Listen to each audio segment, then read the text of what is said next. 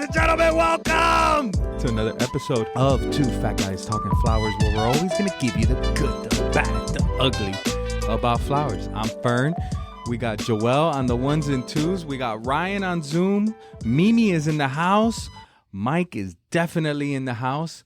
And our super creative, unique, just met, awesome guest is none other than Semia Dunne, Flowers by Semia, and founder of the Floral Reserve. Welcome. Oh, thank you. Thank you. And she is a first time, long time, right? That's how you would say it, Ryan? First time podcast with us, long time listener. Yes. Yes, that's a perfect way of saying it. Welcome. How you doing? I'm great. How are you guys doing today? Getting ready for Mother's Day? Yep. We're getting ready for so many things. We're getting ready for a move, a Mother's Day. Mother's Day, Fresh Fest, golf tournament. There is so much going on. Shows. We got shows too. Lots of shows. But but you look so beautiful. I thought, you look so beautiful during the Orchid Dinner, the New York Botanical Gardens, but I wasn't expecting to see you so beautiful right now too. My goodness. No, in her room with the paintings. She's a vibe. She's going to be on the Two Fat Guys podcast. She's a vibe right now, for real. She's a very classy vibe. Look good. For she's in Rhode Island, where they have, from what I hear, really good Italian restaurants. Is that true? Yes. Our cuisine scene in Providence is pretty well known. And we have this one street in Providence called Federal Hill. We have like 10 or 12 really awesome Italian restaurants sprinkled down. It's like Little Italy. So that whole street is a vibe. If you ever come to Rhode Island, it's definitely worth a visit.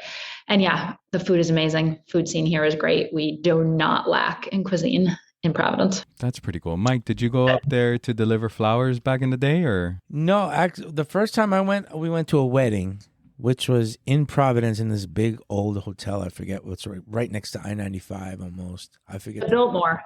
I bet it was the Biltmore. Yes. Had a glass elevator. Yes. Yes. And this is like 35 years ago, maybe. Yeah. And it was. And then I was in Providence area another time for business, and we had dinner on Federal Hill. Nice. As well. Oh, so you know. Yeah, you know. And one of my all-time favorite TV shows is Brotherhood. Okay. Which is a terrible series on HBO from 25 years ago. What is the Brotherhood Isn't that the one about the war? It's about Irish mobsters from Providence. Oh. Yeah. Yeah. That was a pretty good show. Yeah. I enjoyed it. I got to see if Brotherhood. Showtime, actually. Showtime. I'm going to have to look that up. Yeah. I was thinking Band of Brothers. That's why I was like... Band of Brothers. That's the one I was thinking. Oh, yeah, no, that's 4. I know. Yep. I was like, what does that have to do with Providence?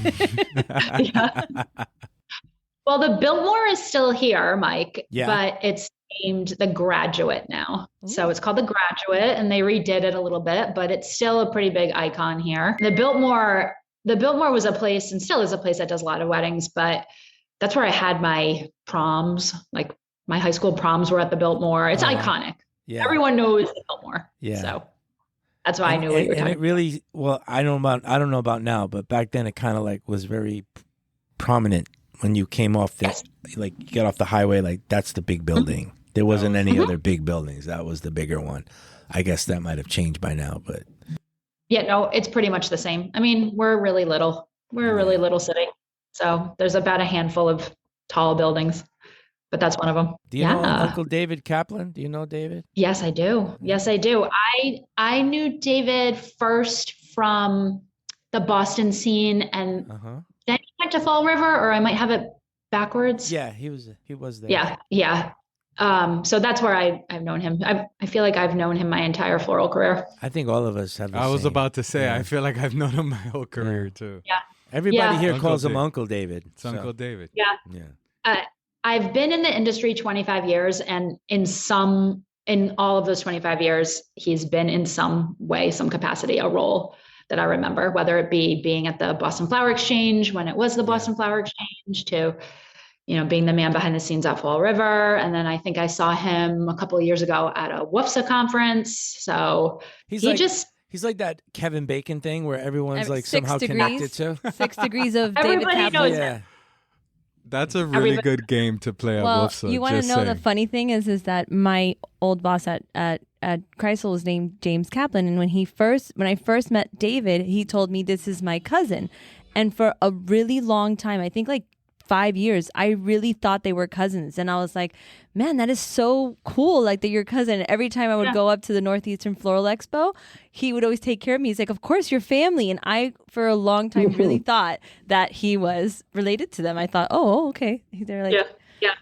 But yeah, Were everybody they knows just pulling your David. chain? Yeah, Like, were they just completely. Oh. But they would go on vacation and stuff together, so I didn't know that. I thought, oh, for sure, they're really related. Like, why else would you go to? For sure. But you know, the flower industry is like that. You go on vacation with people every time we go to a show.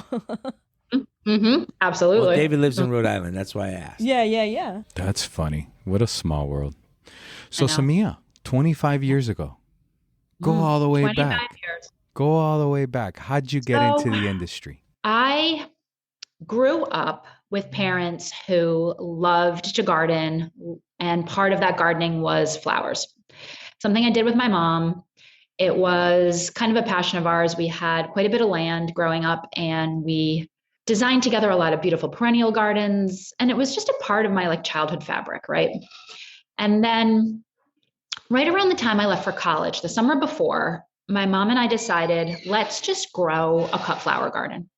Just be fun, something for fun. We had this little tiny little plot of land that was just, when I think back, it's like how much floral we actually crammed into this one little teeny area. And there was no rhyme or reason to it. There was a mix of dahlias and bells of Ireland and cosmos and zinnias. And it was like every summer flower threw up in this little patch of land. And it was my first time really growing cut flowers. And I loved it. And I loved the process of like seeing what was blossoming, bringing into the home. My mom had antique pottery, like kind of just playing around and feeling like this is the best hobby I could ever have in my life. And I stress the word hobby, right? I'm about to go off to college. This is the summer before college. I'm going pre-med. I'm, doing all the things. And I leave. And whenever my mom would come up to visit me, because my college was only about an hour away, she'd bring some of the flowers that we grew. And it could be like a solo cup for, just a little bit of floral here or there. But I remember really anxiously like awaiting that arrival, not only of her, but of the flowers and how they made me feel and how it transformed my whole experience of, first time being away from home and that piece of nostalgia of starting something from seed and watching it blossom. And it left an impression on me. It just made me feel really, really at ease. And fast forward, got through college, was pre-med, changed a bit toward the end where I was concentrating more in biological psychology, got out of college, worked in an outpatient psychiatric practice before thinking about going off to grad school. And while I was doing that, I kept saying to myself, I love the brain. Like I love biology. I love all of this stuff.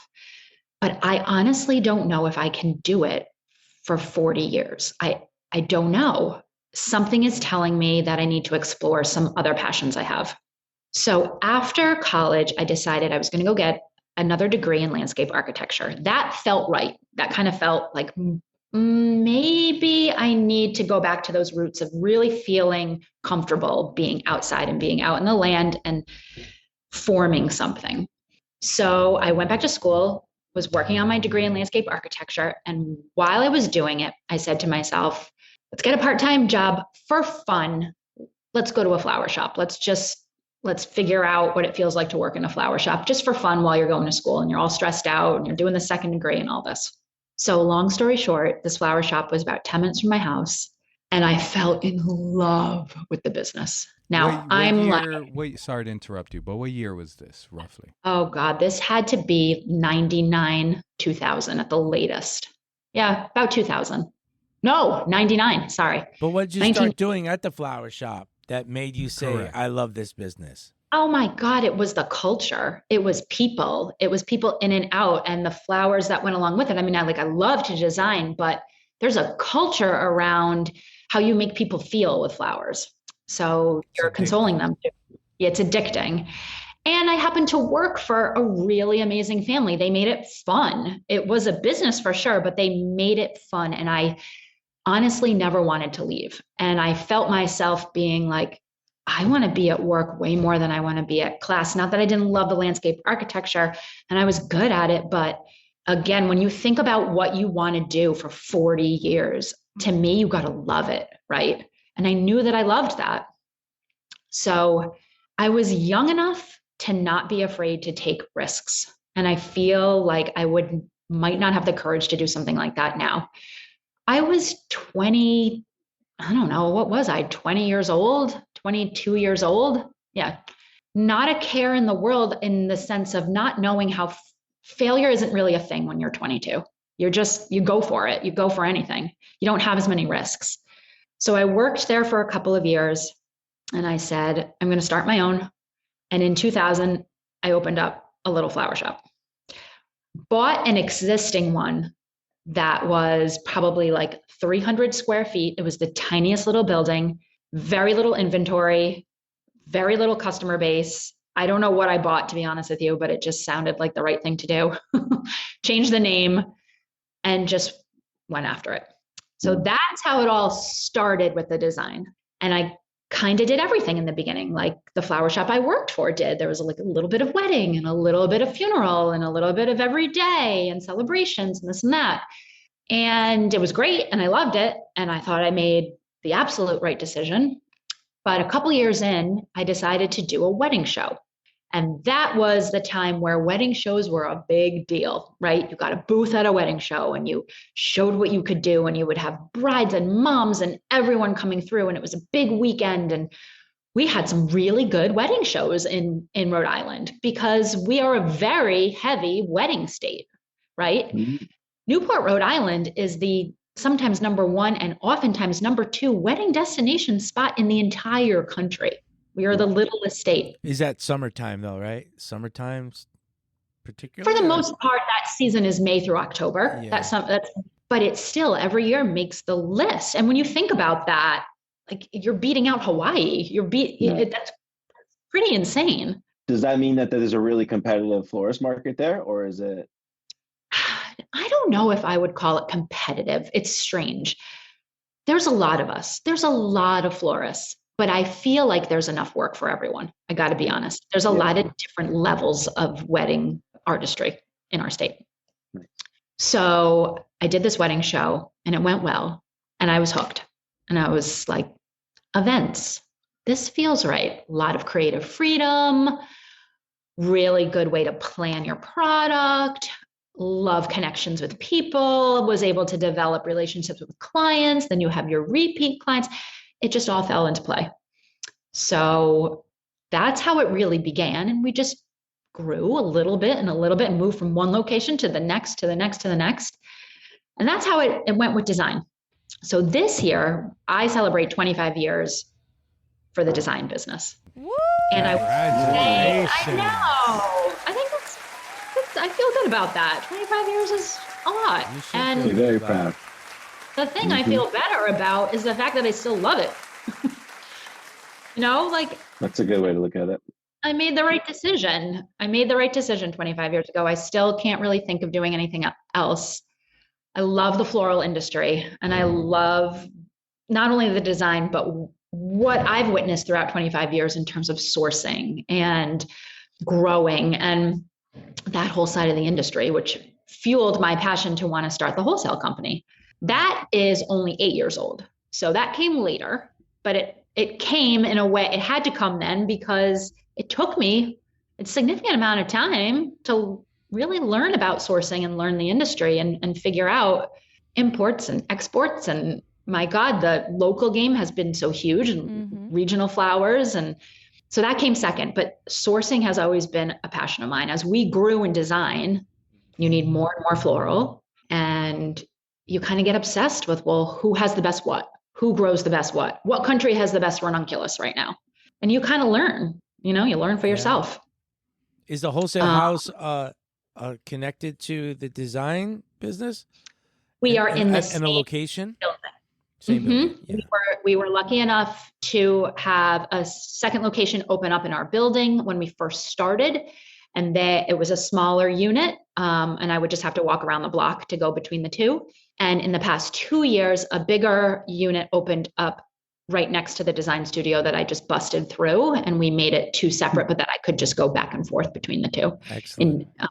Internally. Yeah. I imagine your customers that are coming in for weddings, they find that really cool that you could just walk them right into their wholesale section. This is where we get all our meat and potatoes from. Yeah. I don't do it as much as you would think. Really? Yeah. So many of my brides we're communicating over Zoom. They're not from our state. Oh. So they're barely here. And if they are here, when they come for their sample, I am, busy doing their sample with them. And if they want to go see more flowers at the market, I certainly do take them.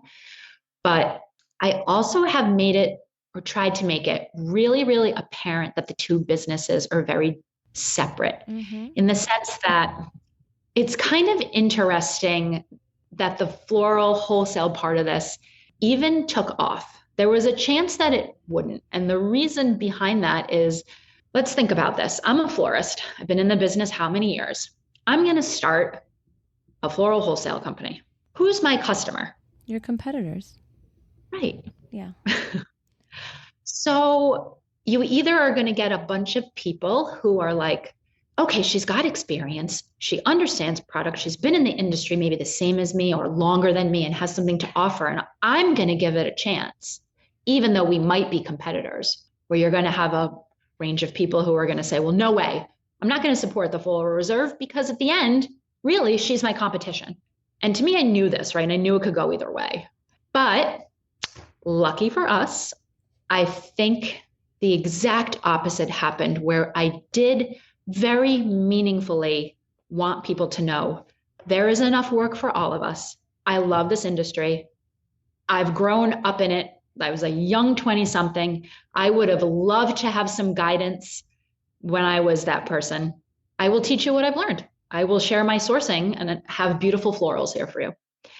So with some hard work and getting that message out and really, dedication to the industry, we crossed that barrier between competition. And if you were ever at the Reserve right now, you can stand back and look around in the room and see all different florists, all different from, oh, this is luxury, this person's just starting, this person is brick and mortar. And the community that has evolved is really, I think, my greatest accomplishment, is that nobody Nice. Congratulations. feels competitive. Yeah. I don't think anyone feels competitive in there. We celebrate each other's successes. Yes. Do we compete on the same weddings? For sure. We're all still in business and we're all still making it. Okay. I remember the first time I walked into my very first wholesaler, when I had my very first order of my life, when I started my business, and I'll never forget it. It was a $150 order, and it was going to a celebrity family in Rhode Island. And I walked into the wholesaler and I spent like $300 and I didn't care. You got to start somewhere. But I remember feeling very, very kind of like isolated, in the sense that back then florists didn't really root for each other. They weren't that open with each other. And also I had absolutely no idea what I was doing in wholesale. So there was that too. So the Reserve is about bringing in the best flowers you can bring in from all over. And that's kind of the biggest point too, is I do love a good import. I'm not gonna lie. Are you importing through JFK and then trucking it up with like Foley or one of those guys? Yes. Oh, Yes. okay. Yes. Yes. The bulk of it is through there. That's the way to do We it. don't have an international cargo airport yet in Providence. I really wish we did. So we're doing that. I love imports. And to be honest with you, love the people behind them. I've been to farms in South America. I've been to farms in Holland. To me, they're people, just like our farmers in America. Yeah. So not only do I love and support a good import, I love and support a great local and regionally grown floral. when I was at the height of my wedding business before the reserve, and I was going to the Boston Floral Exchange every week, I get up at 3 a.m, you make the drive to Boston and you go and shop the exchange. I'd always pick the day that the most local vendors dropped off. What was your favorite spot in the Boston Albany Street Market over there? The exchange. I loved Chester Brown. Loved a good Chester Brown moment. They had great hard goods and great flowers, and the staff was amazing. Love Quinlan Wasserman, still do. And I got a lot of flowers from a whole bunch of other different vendors there. And I always timed it with the days that the Amish were dropping off. The Amish grow a great flower. Great flowers, yeah. They grow a great flower. Sure. They have an auction in Jersey. Do they really? In South Jersey, there's an auction for produce, but it's also flowers and plants. And in season, there's 1 million buckets of flowers coming from Amish farms, which I'm told are amazing quality. Yeah, they are. They still are. So would that auction be no tech? Are they allowed to use tech in a situation like that? No, it's all blah, blah, blah, blah, blah. Sold. It's like that. Yeah. Can you do that again? Yeah. No kidding. Yeah. Joelle, make that a sound effect. Yes, please. So, yes. That's a good one. So one of the biggest things was that the reserve would have a lot of local farmers represented. So we have a model where we purchase outright the floral from our local and regional farms. And I look at it like it's my job to sell it, right? If I'm going to buy it outright, it's my job to sell it. So I got to believe in it, and it's got to be the best quality. So we don't put our farmers on commission. We don't put them on like, yeah, sure, give me 30 bunches and I'll pay you for what's sold. I actually have a different way of doing it. So when the growing season starts, you can come here and you can shop 1 million different farms and still get your 5,000 roses from Ecuador if you need them. It's just... Yeah, the zinnias and the dahlias and the crazy sunflowers. How long is the growing season for you? Here, farmers are starting now. I mean, we've already started with the bulbs and all that stuff. Spring through frost. Spring through frost. Yeah, it really is. It's, April through sometime in October. I could imagine a wedding out there in autumn with the leaves changing. Oh, gorgeous. Yeah, September and October in New England are pretty popular for weddings for that very reason. The wholesale journey has been really fun. We have a real great network. I'm still learning so much. I know nothing still. I'm only 8 years in. I have so much to learn, but I don't know. It's another way for me to stay in flowers. Mm-hmm. Where are you learning from? Are you using any resources to? Well, things like, WFSA, right? Mm-hmm. There's not that many trade organizations.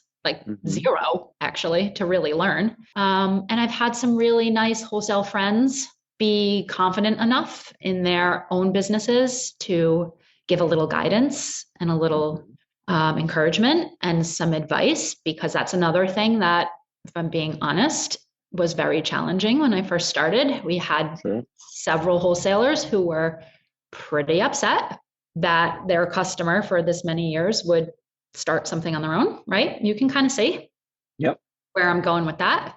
But it got pretty bad. And so we did get cut off. The design business got cut off from any wholesalers I was using at the time. Yeah. That's very common on the old school guys. That is you opened up. You stay in your lane and that's it. You're not allowed to have it both ways. And, just to spite you, you're cut off. Yeah. Well, we only have old school guys in Rhode Island. Yeah. That's all we have, Mike. We have a lot of old school people who've been generational. David Kaplan and his friends. He was cool. Anything. I'll give it to David. He was cool. He was cool. There were several wholesalers that were cool and several that were not cool. It's okay. Makes you stronger. Yep. Oh, it does. I learned the best way that way. It was scary as hell, but I got cut off from different exporters, all the kinds of things. But when you look back, you're like, okay, it made me a better actual businesswoman and business person. And I found a new supplier that it was I got cut off and I was devastated from this one, but this one picked me up. And you know what? We have had a relationship ever since. Like it all happens for a reason. It's just at that time you want to throw up a little bit. Yeah. Yeah. Yeah. That same kind of thing happened to me when I went into the bouquet business. Because back then when I started my bouquet business, wholesalers were not fans of the supermarket, and neither were the florists. You were blacklisted almost if you were selling to supermarkets. And in the beginning it was a problem. It goes full circle, because now you fast forward like 35 years later, and now wholesalers, that's all they want to sell to, supermarkets. Yeah. So it goes full circle. But yeah, I had suppliers or even friends that said, you know what, you're going to sell supermarkets. That's just killing our business. We don't want to do business with you. Yeah. Yeah. I know. Hey, but it's a learning curve. Then I found out that there was a flight from Bogota to JFK every day. And I bypassed so much and just brought it. You were able to bring the flowers in yourself. Yeah. I did it and went. Yeah. I think that would make a good story. Like a movie almost, like when, supermarkets got into the flower game and, what that did. A movie only we would watch. A movie, hey, but there's a lot of us in the industry. We'd watch it. Well, I can remember, being a florist and thinking about like some really nice supermarkets that we have in Rhode Island that are called Whole Foods. And they've got a really excellent product in terms of food, and a lot of wealthier people go there. And they have floral departments. And I remember thinking, going there and looking at prices and saying to yourself, how can you compete? You cannot sell a bunch of flowers for what they can sell. They have this buying power, obviously. So there was this very taboo break between the florist and the supermarket and who's supplying them. And, they're going right to the farm, and how can this be? And all of that's leveled out now. I mean, everyone understands. There's a strength to everything, right? Like Trader Joe's and Whole Foods and those kind of stores, they're wholesalers now. Yeah, it's crazy. They are. They're wholesalers. Florists are going there when their local wholesaler doesn't have the shit they need. They're going to these stores and they're finding it, and they're 100%. Finding it. Semia, I've been out of that world. Do like local Whole Foods up there or other supermarkets still buy from the local growers? They do. Whole Foods does. Not sure about Whole Foods especially does. Yeah, no, I know they do. They love that. And then I know that there was a lot of like little smaller ones that would also support the local farmers also there too. That's why I was asking. Yeah. Mm-hmm. Cool. Mm-hmm. But I'm sure they don't get treated the same like how you treat your local. Well, that's the thing. Like everyone has their niche, right? And everyone's good at something. It's okay that Trader Joe's and Whole Foods has these florals. Like it's okay if you have what you have, if you have customer service and you have a real artistry, and exactly, you have to take Semia, preach on. You have to have accountability for what you can offer that somebody else can't. What is your niche? That's right. What about these new florists that are coming that are studio florists? They don't have a flower shop. They're working from their studio, and they're doing events and things like that specifically. Are you finding a new clientele in your wholesale house for that? Yeah, we have a lot of florists that are exactly that description. And a part of me is like, you go, because you figured it out way earlier than I did. I do think there's a certain level of freedom, both financial and schedule-wise, to have that type of floral design business, right? That is just studio-based, just event-based. I am not dogging the brick and mortar florist either, because there's a whole value in that too, especially as we start to see them drop off. Right. That's why I'm excited about this new kind of florist that's coming out. These artists. I don't even call them florists. I call them artists that are doing things with flowers, and they're running out of like small studios, and they're doing big jobs. Some of them writing books. Jobs. They're doing pop-ups in other businesses. They're aligning themselves with other creatives where the branding just goes to the next level. Like I really think it's all about branding and image at this point. You could be working out of a tent. It doesn't matter. It's what kind of art are you producing? And it really is like the best thing that's happened in the floral industry in my mind in 25 years for a designer is that it's turned into or reimagined again as an art form. Yes, it's not. That's the right wording right there. Reimagined, because it's always been an art form. It just hasn't always been seen as an art form. Yeah. Kudos. Great wording there. Going way back to Constance Spry and like the women and other people in our industry who started this movement of floral art, these paintings, like you see these Dutch master paintings behind me. Yes, it's a painting, it's art, but the way in which they arranged flowers, put them together, put the color combinations together, it was revered. You wanted this painting in the 17th century because it made you feel it. Actually, I've done a lot of research on this. I love Dutch master paintings and what they meant. You bought it because it actually brought you closer to God. If you really start to read about Dutch master paintings, and there's so much meaning between the floral and the little animals and all of the things. It was supposed to remind you that you are going to meet your maker one day, and that what you see in that frame is made by a creator and someone bigger than you, and to remember that, to not get too big for your britches, and to remember that all beautiful, godly things come from another source. I know. I never, when I look at these, when I went to these paintings and I loved them, and I was like, why do I love them so much? And then when I started to really research it, I was like, oh, that's not what I was expecting. But the idea of floristry being an art form has come back. There's a research of how important that is. 100%. And my God, did we see that in COVID, right? COVID was scary, but the best thing that came out of that was this falling in love again with flowers, the whole world. Yes. The whole world, and all the high-end designs, any real big brand, they have a collab or some sort of floral aspect. And I think that that's something that we're also seeing that helps younger generations feel like the floral art movement is still there, like they can still get involved. And I think that's what I like about it. Like, you can see it in everyday brands now. Everywhere you look, there's somebody who's doing a pop-up of something or a collab with another brand. And I think that it's important because the flowers bring us not just the art, but it's the nature. It brings us back to a reminder of that we're here. Like, we're just like them. We're alive, so I think it's really beautiful that we're seeing that. I mean, we saw that so much of that, right, Semia, during the orchid show. Yes. We were like, I mean, I can't describe to you. Well, Semia, along with Carlos, were named as some of the top tables. Like, it was just gorgeous. But you feel that godly presence, right? When you see that many beautiful pieces, it's gorgeous. You feel like you're like floating. Yeah, I would agree with you. I mean, why else do you do it, right? Like, people are coming from all over the country to do that orchid dinner. They are paying for their own travel. They are paying for all their product. You're going knowing that you're spending thousands to be there, even if you're in New York, right?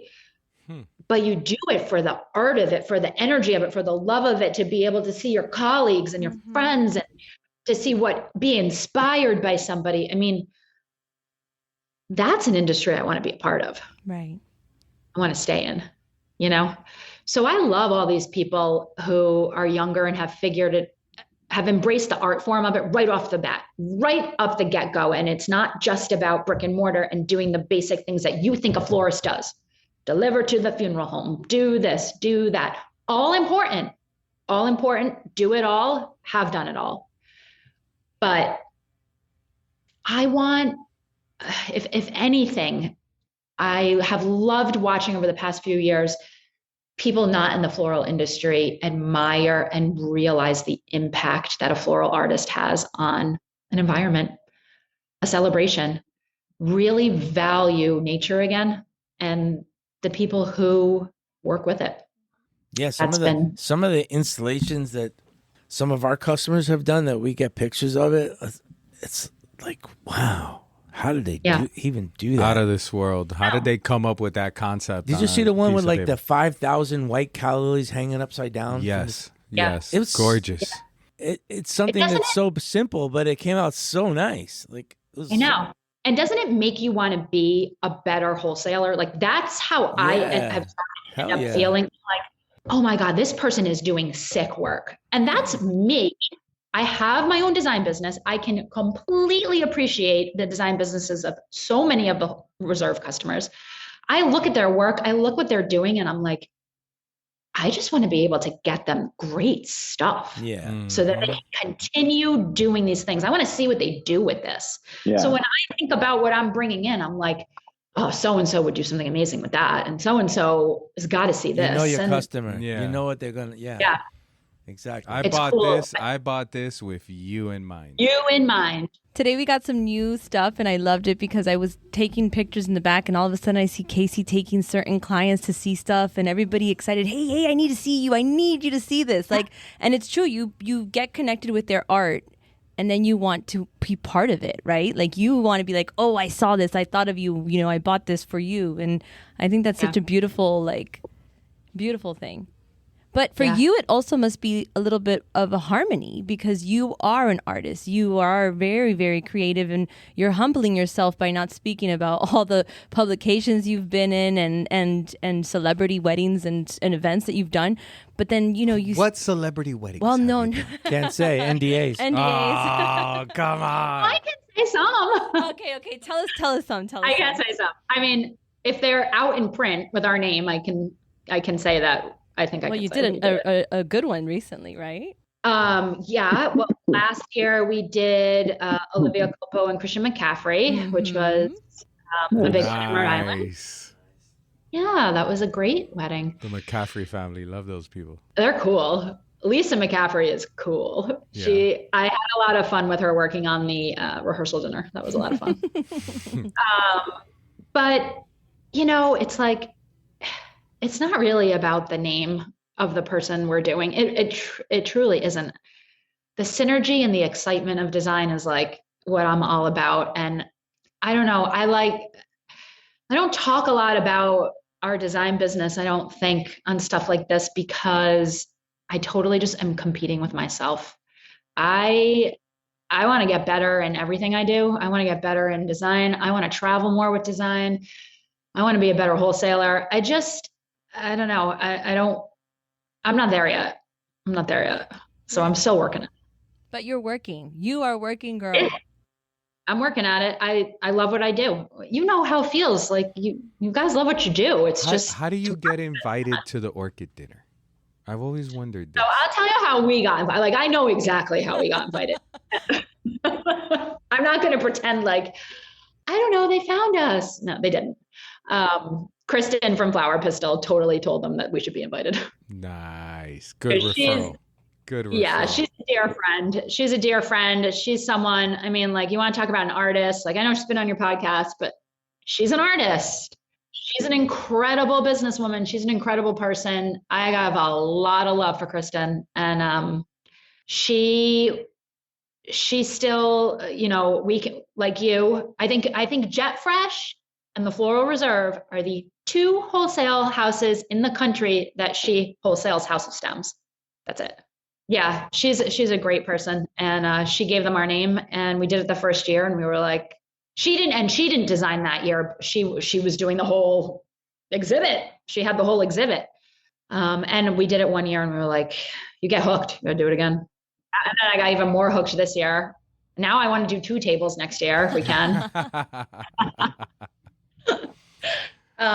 She really wants to compete against herself. She's like, I'm going to see which table does Is it better. always at the Plaza Hotel? Yeah. It's always at the Plaza? Yeah, it's at the Plaza. It's just far enough that like we can drive down, we can leave at the butt crack on the day of, and we can design the whole thing and then like quick shower and go to the dinner. But so I bring our own product. Like I don't go shopping in New York for it, but obviously for any florist that's going to shop in New York, they have the perfect, you know, you went Mimi with Carlos, like 28th Street is the best. 28th Street is amazing. Yeah.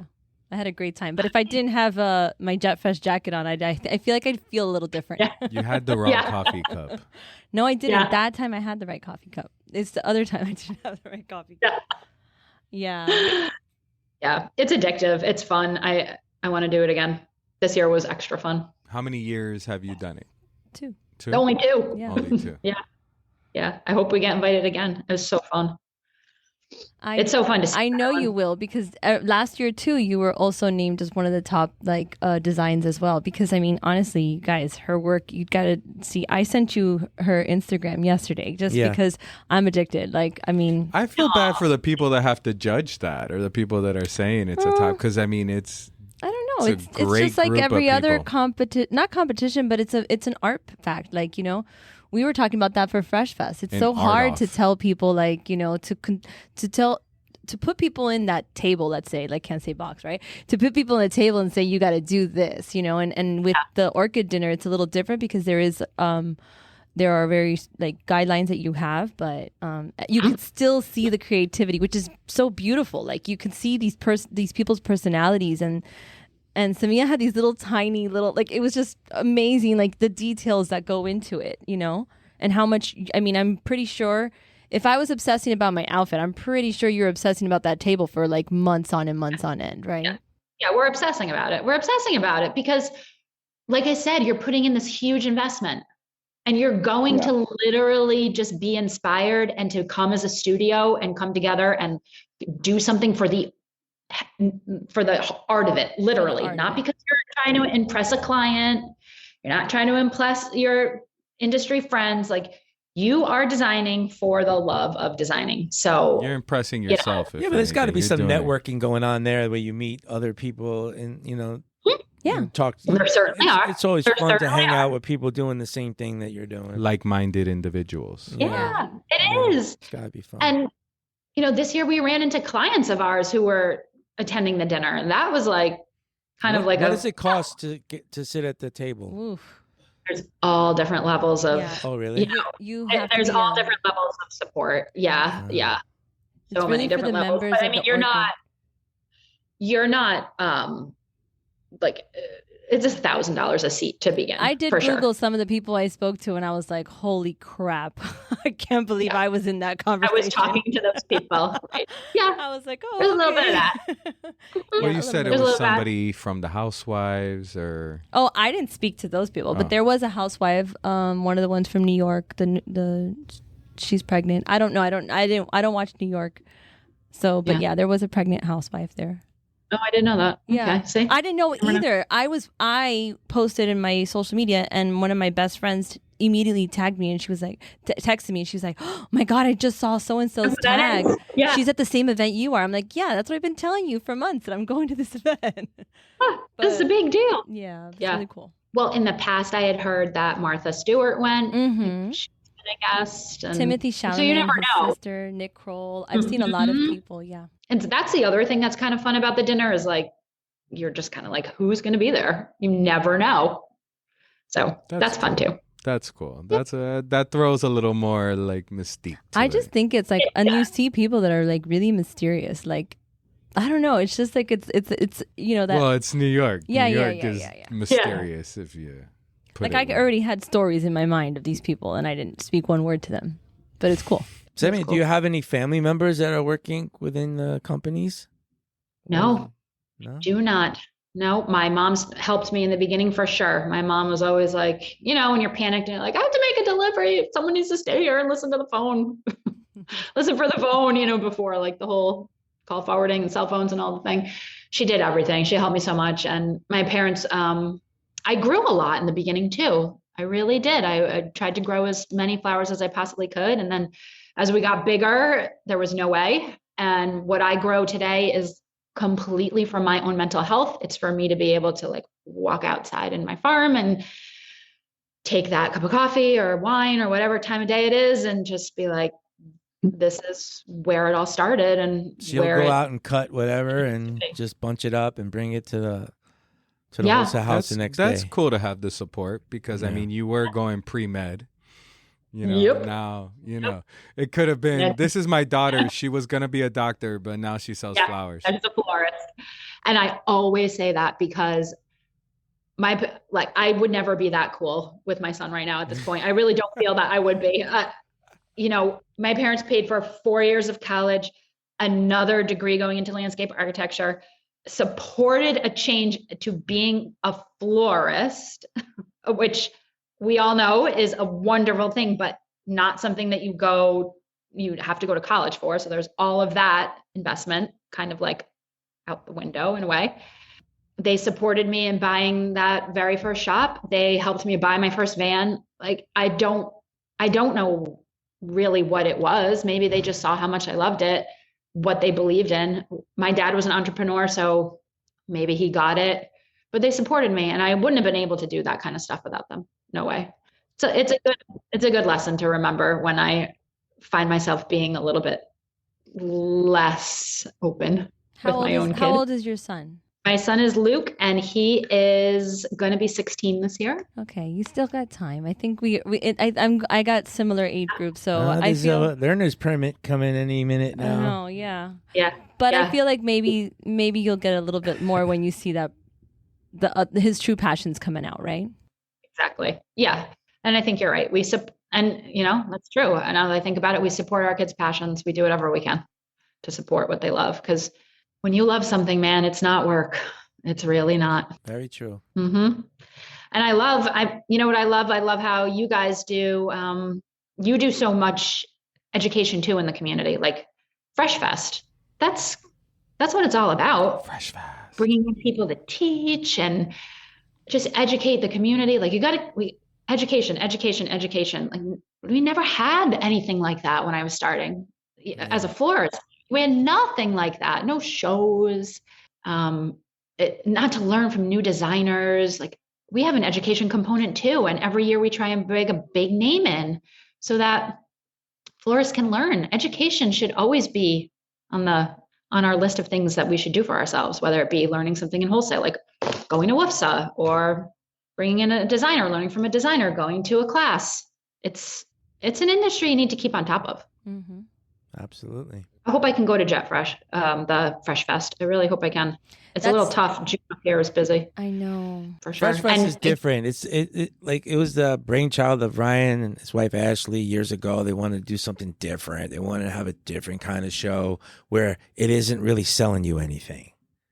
Like, yeah. Oh, yeah. There. No. If you want to buy, it's there, but it's more of interacting with the people that grow it and the people that sell it, and the synergies off of that, and colleagues in the same business but from different places.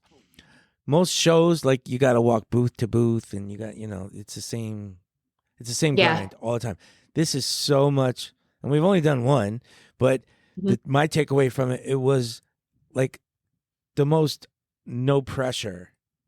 Yeah. If you want to even call it a show, it's no, but it was different. Pressure. So it's just like you just hanging out with the people that you always wanted to know, or you have questions for people that you never really got to directly ask a question to. And you see random people, customers that I would have never expected to be interested in one product or interested in a vendor, and them having conversations, and you see it off to the side, and you're like, this one guy barely speaks any English. This guy only speaks English. And, they're having one of the most passionate moments about a flower, and, the growers explaining how to grow it, and they're explaining how they want to use it. And I mean, it's an appreciation for the art and for the flowers in general. The other unique part is that we don't do booths, we do installations. So like a grower will partner up with a local florist or designer or floral artist, if you want to call it, and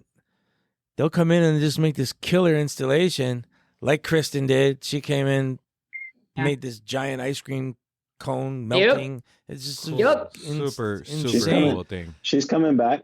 She's coming back this year. Oh, that's great. Is she coming back? She's going to do a design?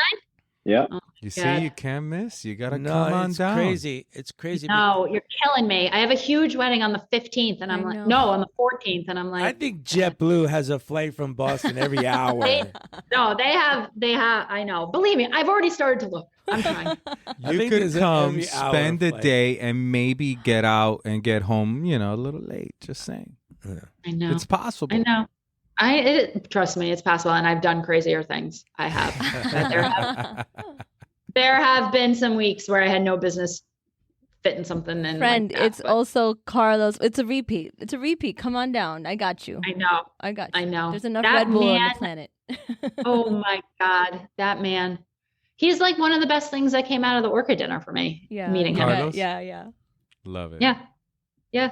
Oh, God, I actually could listen to him talk all night. His experience in the industry is, You know.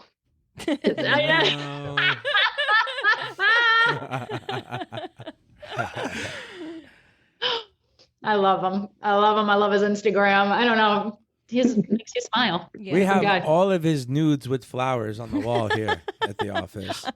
There you go. There you go. Yeah, I've heard about those. They're infamous. They are the talk of They're the town. infamous at this point. Yeah.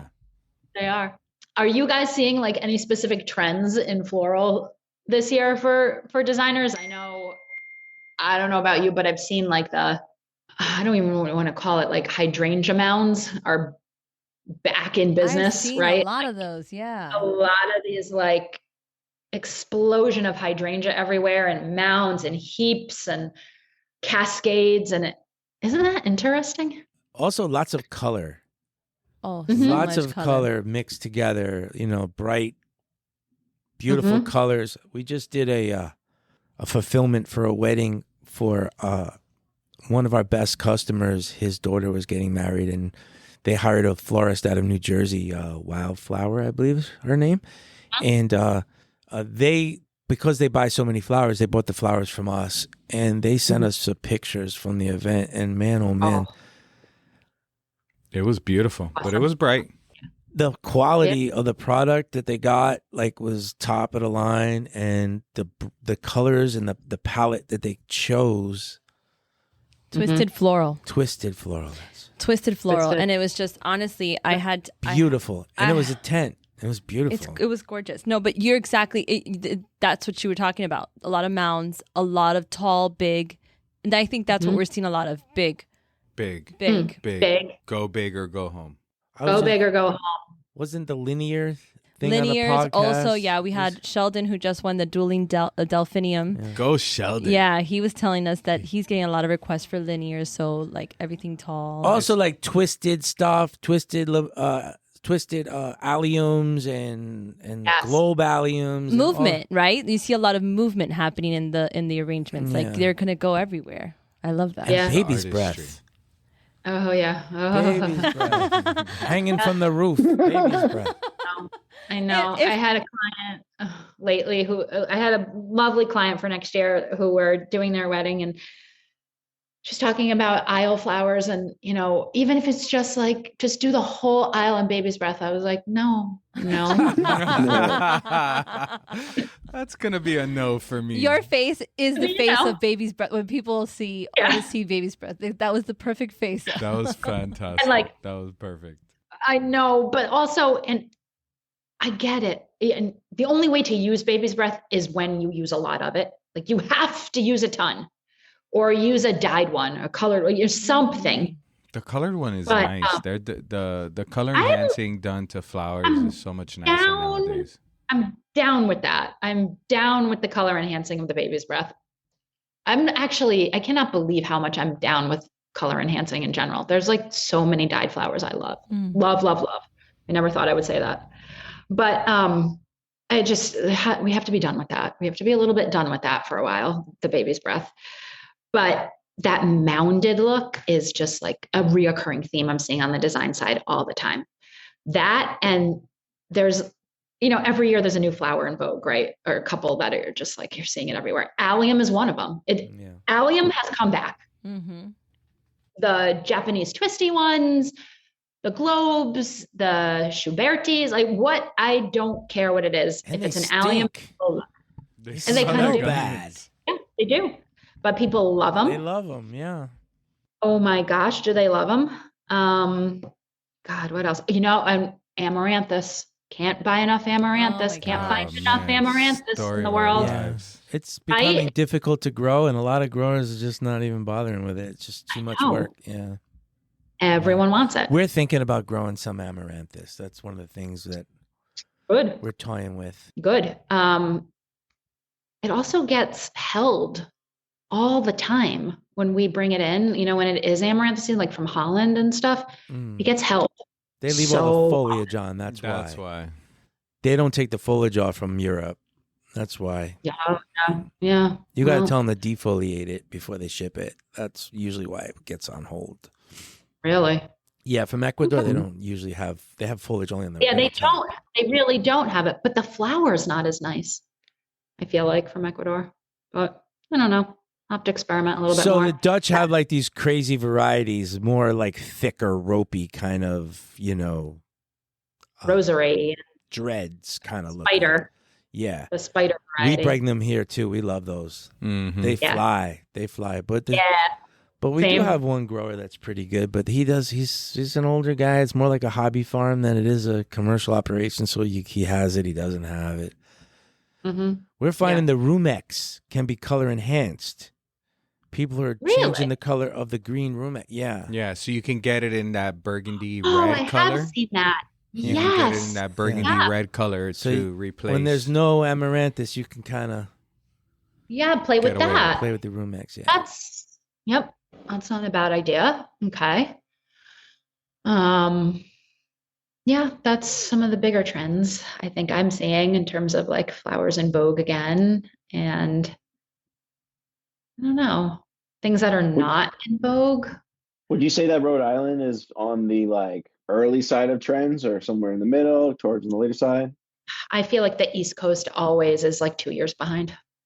Really? Behind where? Interesting. Behind the trend. Design. No, but like compared to the West Coast, the East Coast? Yeah. I see. Yeah. For sure. Yep. Whatever the West Coast has been doing for the past year or two is now what's really hot here. And I see it. Like any of the designers I follow out West, I've been watching them do this style for the past couple of years. And now the brides that are coming to me, I'm like, oh, yep, saw that. But I get it. Here it comes, here it comes on the East Coast. That's why travel is really fun too. I feel like in the past couple of years, I've been bit by the travel bug. I love to do destination weddings. I love the challenge of it. It's like, how do you take your studio and move it to the desert for a week? Like, it's just, how do you get all those sources? To do any in Miami, we have the solution for you. I know. And I'm going to remember that next time, because I was desperate for a good solution for a great Miami wedding last year that we did. And we found a nice wholesaler to work out of, but it was challenging to find that person because it was also a really bad time of year. It was like the 2 weeks before Mother's Day, and nobody for us. Yeah. So I love that too. And going around the country, you see so many styles and different things. Like it just keeps you alive, keeps you a little bit more inspired. Are you a member of one of the peer groups of retail florists or event florists? I am part of a wedding industry peer group, like a luxury wedding industry peer group. And it's called Frida. And actually, Carlos is a member. He just joined too. And I love that group. You know why? Because I like it because it isn't just florists. I want to hear some of the challenges that planners are going through or photographers. I want to just understand the industry better as a whole from all the different perspectives. So I love that group. That's a great group. Is that a virtual meeting, or is that like you travel to meet? You can travel to meet. They have meetings. So it's kind of like Engaged, but smaller. Engaged but you can travel in Africa, right? They went to Africa. They go all over. Yeah, they go all over. They go all over. So it's like a watered down Engaged for sure, where you can actually meet people in real life, but also we have, monthly calls. We have our particular growth group where we can just, and it's very private and you can talk about anything you need to. And that kind of stuff is necessary because it's about being a business owner. It doesn't even matter what your craft is at that point. It's like everyone has the same pain points. It's good to talk them through. There you go. I don't think I belong to anything specific to the floral industry on the retail side other than the wholesale side, now that I think about it. So on the retail side, you've never been to an SAF convention or like a next gen convention? No, I used to belong to SAF and I used to, like read all the catalogs and do all that, but no, I never went. So that might be a good source to check out, along with WFSA, SAF, going to the conventions, you meet like-minded individuals, similar people from all different aspects in the floral industry. There's wholesalers, there's growers, there's retailers, there's event designers or event florists. It's a little bit of everything melted into SAF. If you wanna find some new growers and go out for a couple good dinners, Wolf's is your spot. Yeah, for sure. But SAF gives you a whole different value, in my opinion. SAF gives you it gives you a little bit more of networking. I think you're not under so much pressure. I think it's a little bit more relaxed, where you can sit and talk with just about anybody in any segment, and you don't have to worry about sitting with competitors and being resented in any way. And that happens a lot. Where that's nice. Yeah. You feel that sometimes. I don't know. I think you can feel it a little bit at WFSA. So, that's good. Yeah. Oh, yeah. Yeah. But SAF is a great organization, and going to the convention is really, really a good experience. I think they both have tremendous value. I just think it's two different vibes. Yeah. For me. That's great. No, I'd love to check that out. I like to learn it all and see it all. So you compare it and say that would be a great experience, I think, at this point. But yeah, SAF has advocacies. They have like every month they have like Charlie Hall, who's an economist who kind of like forecasts the flower industry and where we were, where we're going, that kind of thing. And, just a lot of learning. I've learned a lot. I used to never participate in any of that stuff, and now we participate religiously on these things. And I think that's a trend in the industry that literally we do participate now, right? Like, I was always too busy. I was too busy, and it wasn't important. But boy, was I mistaken. I was like that for a long time too. Like your head is down, you're just going, I don't have time to join an organization and like read their magazine once a month. I just don't. And then you start to, and you're like, where have I been? Where have I been all my life? I think that's a general trend in the industry. Like we actually look out for education at this point. And that's really, really progressive. It's important. It's like you said, 25 years ago, nobody was helping you out. You were shunned if you wanted to join a new segment, if you were part of one. So, in today's society, in this world we live in, education is key. The more you know, the more knowledge you have, the more powerful you can use it. Well, technology helped a lot of that too, because you broke the barriers. Like, hey, I follow you, or you connect with somebody. There's so many different things that have happened that changed the world that I think that make you feel more included. Like you don't feel like you have to wait for an invite. It's out there. Sign up. So it's like, Agreed. For all of the pain in the butt that social media is, the best part about it is we get to learn. We get to learn 100%. So much. See how other people are doing things and support their successes and just watch, and like aspire. If, it's okay to have those inspirations. It really is. I follow so many designers that I love, and I'm like, oh, I want to be you when I grow up. You know what I mean? You take a little bit of everything from everyone, and social media is great that way. Absolutely great. If you can take out the noise and use it for what it's for, it's great. I like to watch what they're using and how they use it. And that helps me in my buying, when I buy it. Absolutely. I couldn't agree more about that. I love to see what they're using for sure. And I love to see production. I love to see when a florist will show a behind the scenes story about maybe doing a travel job or doing this like great wedding on the side of a mountain. Like I've done those things, so I know what that involves. And I love to watch that process of, oh, I see that truck back there. Oh, I see that. Yep.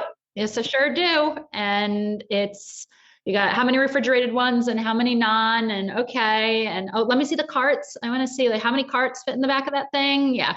Like And that's the stuff now that I'm like, give it to me. And it's crazy because those are the eyes that are on your site, right? Like, so you're going to have all these future brides that are on your site, but you're also going to have all these artists that are looking on like, oh, I saw the truck she's using. Oh, that box is there. Like, and I think that's the fun thing about it, right? So, because they're telling a story, about how can I get you to like buy from me, right?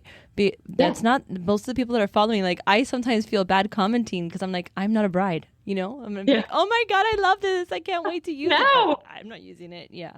Yes. But it's about support. It's all about supporting each other. And yeah, that's a community. That's a good one. That's why it's important. Yeah. Mm-hmm.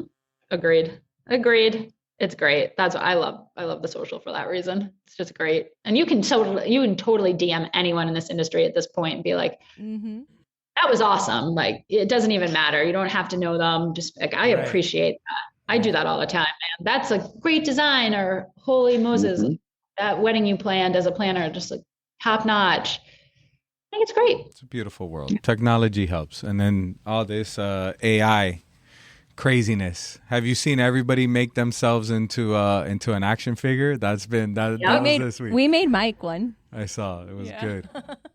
I haven't done it yet, but AI, I feel like that's a reoccurring trend in the brides coming to us, right? They're coming with their inspirations, and the inspirations are clearly AI and have not been done and might not be able to be done, perhaps, AI, that's been a whole education. AI is the new Pinterest now. It AI is the new Pinterest. It most certainly is. But it is funny. I'll say, where did that image come from? Oh, no, it's AI. I said, okay, good. Thought so. I thought I would never use that tool. Never. Yeah. But I use it almost every day now. That's crazy. I wanted to figure out the best way to make a quick move from one warehouse to the other. And I made myself a short list of bullet points that they thought it was important. And then I asked AI the same question, and I got like 3 pages of bullet points. And things that you didn't think of? Yeah. Like, was there a lot of things that surprised you that you thought of that were on there? I mean, what I thought of was like just basic stuff. It got a little deeper. I didn't think about having a point person on each side, one to send it and one to receive it, and to that's what you need when you're moving a whole warehouse from one to the other. You need to have somebody orchestrating on each side. I didn't think about that, and we would have made a big mess of it. Trust me, AI wants to download what you know about the industry. That's what it is. Yeah, that's like the crazy thing is that you're asking them about stuff, but they have yet to learn some of the other stuff. That's exactly right. Skynet. It's helpful, but it's scary at the same time. Yeah. It is, because you are worried, or at least I am, about taking out the human. Yeah. Correct. That's the first step. You got to make you really need it and use it. Like, you got to crave it and like make it like part of your everyday life where you can't get rid of it. That's the first step. Right. And I sent you guys, a guy asked AI if it was to take over the world, how would they do it? Exactly. That's what I'm and talking AI about. answered it. And I sent it to you guys. That's what I'm saying. That's the first step. Yeah. That's the first step, is making it irreplaceable. Yeah. Let's talk about fun things like the questions. So I don't want to think about all those crazy things. That's crazy. Yeah, I know. It is. Skynet, Terminator. Real deal, and guys. Semia, I'm sure your son, like my kids were doing a project the other day, and he's like, he was almost done, but then he was like, let me ask ChatGPT, and I'm like, oh no, that's cheating. He's like, Mom, you've never used ChatGPT? I'm like, well, I'm pretty proud that I got my education before ChatGPT because I worked my ass off for it, right? Yes. But I also see them using it in a productive way. Like, make me a schedule. This is what's due this week. Make me a schedule. And I'm like, oh damn, I would have never thought to do that as like a Do you remember when the teachers used to tell you can't use a calculator in class because you're not going to have a calculator everywhere they you go? They have a whole class on how to use calculators now. Cell phones. Hello. Yeah. We have a calculator. I don't even have to calculate. You can I speak to the phone, and the AI in the phone gives me all the answers. It's amazing. You can take Snapchat and put it in front of something and it'll give you the answer. That's the new Snapchat does I'm like, that's crazy. I was just mind blown. Wow. I didn't know that. Yes. Yeah. See all of this? I don't know. There's great parts to it, but it does scare me a little bit too. It's super scary. Not going to lie. Samia, Did we miss anything? We hit everything? We didn't talk about much of the stuff we sent, but Yeah, I'm loving the I was gonna say. conversation. I'm loving the conversations that we did have, so that's worth it. I know. No, I guess the biggest takeaway for me about, 25 years in the business is just the fact that I still love it and I still just want to find ways to be in it. Like other ways, how can I move horizontally in this business, right? And so it's a great industry. I made the right decision 25 years ago. It's been a great adventure. It's just evolves every year, and we meet people like you guys, and like that's a highlight this year, right? So just keep going, and hopefully we'll meet each other in person someday. Got to meet Mimi this year. She was such an asset at the Orchid Dinner. She's so much fun. What do you mean? You're coming down the Fresh Fest? She came to Wolfsa and I wasn't there, and then I was like, meet my team, go to my booth, go make sure you talk to my people. She's like, I got it, I gotcha. Yeah, So I got it. I really wanted to see all the stuff from Jet Fresh Growers. So, well, I'll send you all the fun stuff, anyways. Okay, good. But yeah, I love the industry. I always will, and however we can get it to keep growing and be appreciated and have floral appreciated in our society, that's what I want to see. Man, that's what we need, a flower appreciation day. In like July. I was going to say, make sure it's nowhere near Mother's Day or July. Valentine's Day. Yeah. Next holiday's got to be in July. Let's do it. Yeah. As the years have gone by a little bit since COVID, you do start to see people go back to a little bit underappreciating some of this and some of what we do and nature. I do see it. It's starting, people forget. Maybe I should say it that way. We forget. And I think I'd never want to see that happen again. So that's the mission, right? Yes, absolutely. Get more flowers into more people's hands so they can appreciate and come back and appreciate more flowers. And it transforms emotion and it transforms spaces, and it's a lot more important than you think. Well, thank you so much for having me on. I appreciate it. You can't leave yet. You can't leave yet. Ryan's got some questions for you. Oh, okay, go. Okay, answer these rapid fire as best as you can. What, in your opinion, is the best sandwich? Oh, Jesus, grilled cheese. What did you say? Cheeses? Grilled cheese. Okay. No. Okay. What in the moment? Wouldn't it be a grinder? Don't you have grinders up there? No, not for grilled cheese. You would expect me to say like an Italian sub. Oh, they're subs. I thought there were grinders in New England. No, they're subs. No, Lenny told us it was in Chicago. Remember? Okay. My bad. But maybe Grilled it cheese. is. I feel like it is in New What's your England too, favorite though. flower at the moment? Hellebore. What's the scariest animal? Snakes. Ugh. If you could have a superpower, what would it be? Flying. What's the most overrated flower? Hydrangea. What's the most underrated flower? Iris. Pick a movie or TV or political or historical figure to have lunch with. Oh man. Every cast member from the White Lotus season 3. This is the third week in a row we're talking about White Posey.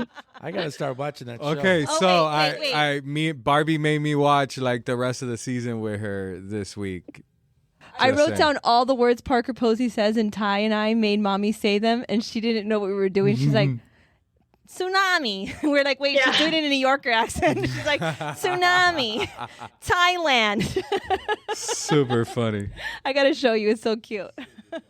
What is your go-to late night drunk food? Anything chocolate. Yeah, anything chocolate lying around the house. What kind of flowers do you want at your funeral? Oh, that's a good one. Lilacs. Yeah. Beautiful flower. Have they started local lilacs yet? No, we're almost there, but not quite. No. And there's nothing like the local. Yeah, nothing like There isn't. But no, not there yet. Almost. Who would you recommend as a future guest for the show? How many times have you had Carlos on already? Too many, right? Not enough, I would say. Really? I don't know. I haven't counted. Carlos, we had Twice, Carlos maybe? once, maybe twice. Twice? Yeah. We'll definitely have Carlos on the pre and post Fresh Fest episodes. Fresh Fest. You got to come down to Fresh Fest. I Don't know. miss out. We're gonna make sure. We're gonna start sending you flights. Like, buy it, book. Okay. Okay. Yeah. In the wedding world as well, a designer that I really think is doing really, really beautiful work is Siren Floral Co. out of California. I think she's doing really, really I beautiful follow work. her. Yeah, she'd be a great guest. I think Heart Floral is amazing. H-A-R-T. Yeah, Madison. And I really love the work of Studio Mondine. These are all California, but people that I follow and look at and just really appreciate their thoughtfulness and their sourcing and their color combinations. It's really artful. So those would be some good ones to have on. Nice. Very nice. Very Okay, nice. Thank you. And Semia, if someone wants to reach out to you, maybe they're thinking of opening a wholesale, or maybe they're in wholesale and thinking of opening a design studio, how could they reach out to you? Sure. So our website on the design side is semiafloral.com. And there's plenty of ways on there, email and contacts and to get to me. Flowers by Semia is my Instagram on the design side. And, I'm very active on there in terms of checking DMs. And the floralreserve.com is our wholesale website. And it's very chock full of information and ways to get in touch with the entire team as well as myself. I mean, we make it really, really easy. And we're very service oriented. So nothing goes by us. Love it. Love it. Well, thank you so much for being on. It was a great episode. You did fantastic. From you. Joelle, Mimi, Ryan, myself, and Mike, thank you for listening, guys. Have a great day.